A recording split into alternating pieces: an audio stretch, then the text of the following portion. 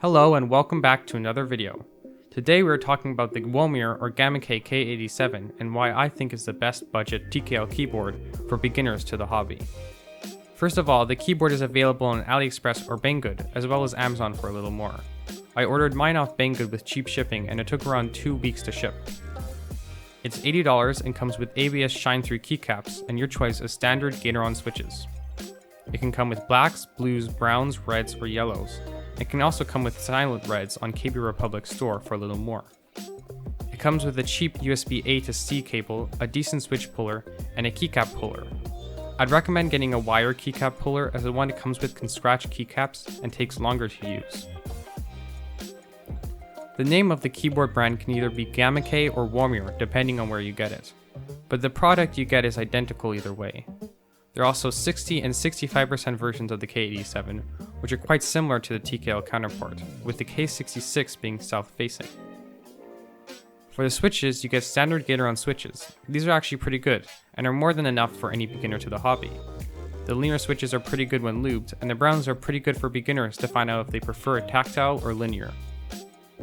The keycaps, on the other hand, don't feel great. This could just be me, but the texture of them is chalky and cheap feeling.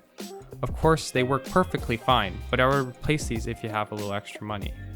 I ended up getting some affordable black on white OEM profile PVD keycaps, and they work quite well for the price. I'll put a link in the description if you're interested. The keyboard looks simple, and the acrylic looks quite good with or without RGB. It feels quite nice. The case is low profile, which some people dislike the look of. It's fully made of acrylic, which allows a substantial amount of RGB to shine through. The edges of the case are sharp and rough, but the acrylic is a nice texture. The feet are decent and don't allow slipping, but there aren't any ways to angle the keyboard, so it only really lays flat. Overall, it feels quite good quality, but it has rough edges. The PCB is white and has 5-pin hot swap sockets installed. This means you can take out and add any switches without needing a solder, which is incredibly useful for beginners who plan to try new switches and upgrade their board easily. The PCB is north-facing, which is a problem for interference with cherry profile keycaps and can cause a suboptimal sound and feel. The plate-mounted stabilizers sound okay after modding, and the acrylic case helps the keyboard sound quite good. It's not high-pitched nor deep. Here's a sound test.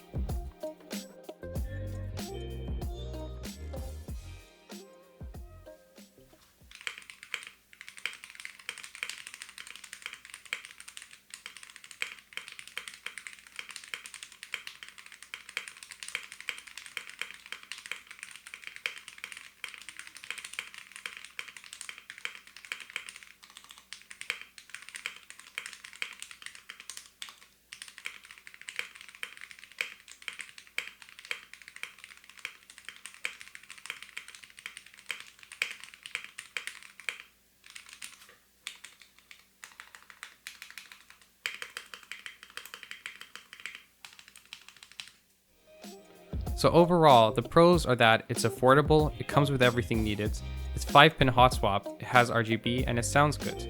But the major cons are that the keycaps are bad, the keyboard is a little rougher on the edges, and it's north-facing. In conclusion, this keyboard is a really good choice for any beginner looking for a budget TKL, and I'd recommend it in a heartbeat. I'd greatly appreciate it if you subscribed. Your support will greatly help me build a small following and improve my videos, and you might learn a couple new things along the way. Feel free to ask any questions or give suggestions in the comments, and make sure to like if you enjoyed the video or found it useful. Thanks for your time and have a great day.